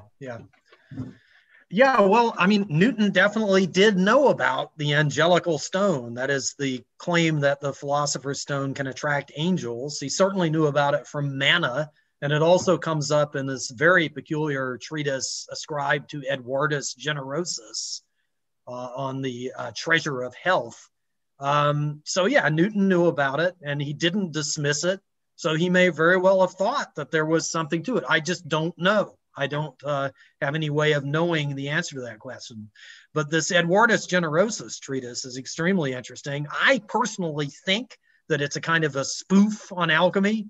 It's a sort of a picaresque novel masquerading as an alchemical practica, because this character, Eduardus Generosus, talks about taking what he calls the lunar stone, which is the Philosopher's Stone for silver, for making silver. And he says that it transmitted rays of cold, right? And these rays of cold were so intense that he could take it and put it in his bed and keep it under his sheets at night. And then when he woke up in the morning, the serving maid saw that the bed was covered with dead fleas because they'd been killed by the beams of cold coming out of this marvelous celestial Philosopher's Stone. And then he talks about what basically amounts to hunting fowl, hunting ducks or geese with the solar version and also the lunar version of the Philosopher's Stone. And he says that if you point the Philosopher's Stone at a duck, it will project its beams, kill the duck on sight, it'll fall to the earth, and this has the advantage that you don't even have to cook the duck. It's already cooked by the Philosopher's Stone. So again, I think this is a picaresque novel, but Newton, who was somewhat lacking in a sense of humor, wouldn't have seen that. Well, it would be interesting to talk about the virtues of the Philosopher's Stone in a way, and what it can actually accomplish. And whether it was worldly or otherworldly. I mean, there is a bit of a difference between cooking ducks and, I don't know, attaining some kind of supernatural knowledge, but perhaps they didn't see it that way. What do you think? Yeah, I think one of the beautiful things about this type of literature is the way that, you know, things like creating a powerful insect repellent and finding, you know, an emerald tablet that's 9 feet square are juxtaposed right next to one another. So this is a case of that sort of thing, right? What I'm thinking of course, is the secret of secrets of pseudo-Aristotle. But anyway, yeah, well, look, I mean, the standard view was that the philosopher's stone could convert base metals into gold or silver, and it also had a medical application, as most people are aware of. It was supposed to be able to act as a panacea, right? So this was the standard perspective that you got in most alchemical treatises, but this angelical stone and so forth, that is a somewhat minor, though very interesting tradition that's especially well pronounced in English alchemy.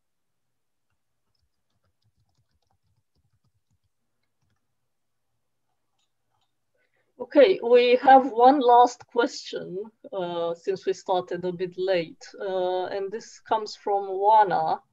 Wana, can you ask your question, please? Okay, my son is here. I'm sorry for that. Oh, your son can. Yes, I wonder, in that manuscript on vegetation, did Newton regard vegetation as a natural process through which matter changes its property? I mean, if the transformation of vapor is a chemical transformation from one kind of matter to another kind of matter, such as minerals and metals, again, my question is if that process is regarded by Newton as a process of transmutation. Yeah, well, he thinks that vegetation is the means by which any and all real transmutation takes place. So this is a natural process. And like most alchemists, Newton thought that you had to harness natural processes in order to arrive at genuine transmutation. So what he thinks is that you can strip off the excess matter in the particles that make things up if you're a successful alchemist, and you can arrive at the internal core that is active. And this is the principle of vegetation.